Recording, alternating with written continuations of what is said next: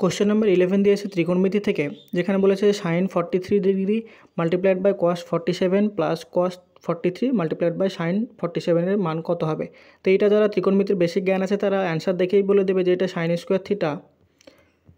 Plus cos square থিটার format আসছে, তাহলে এইটার ভ্যালু আমাদের 1 হয়ে যায়, তাহলে এখানে আমাদের অপশান হয়ে যাবে বি নম্বর হয়ে যাবে সঠিক উত্তর। তো এইটা যদি আমরা বেসিক দিয়ে করতে চাই, অর্থাৎ ভেঙে ভেঙে যদি বোঝানোর চেষ্টা করি, তাহলে কী হবে দেখো, এখানে সাইন 43 আছে আর এখানে কস 47 আছে, তাহলে কস 47টাকে আমরা কী লিখতে পারি দেখো, কস 47কে আমরা লিখতে পারি কস 90 মাইনাস 43 লিখতে পারি, আর কস 90 মাইনাস থিটা মানে সাইন থিটা হয়, তাহলে এখানে সাইন 43 হয়ে যাবে কস 47 মান। একই রকমভাবে এখানে যদি আমরা সাইন 47কে যদি আমরা ভাঙার চেষ্টা করি, তাহলে এখানে সাইন 47কে আমরা লিখতে পারি 90 মাইনাস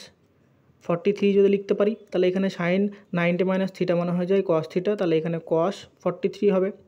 তাহলে এখানে আমরা দেখো কী পেলাম, প্রথম যে ইকুয়েশনটা ছিল সেখানে হচ্ছে সাইন 43 আর এই কস 47 মান পেয়েছি সাইন 43, তাহলে প্রথমে আমরা পেলাম কত, সাইন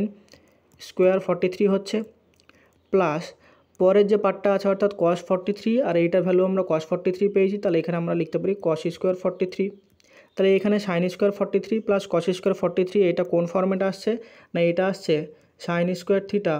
প্লাস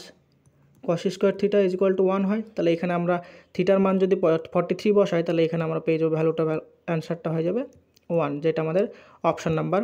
বি দেওয়া আছে। এরকমভাবেই আমাদের সাইন এবং কসের ভ্যালু যে 1টা পেলাম, সেটা আমাদের ত্রিকোণমিতিতে 3টে ফর্মুলা থাকে, সেটা তোমরা জেনে রাখো। একটা হলো সাইন স্কোয়ার থিটা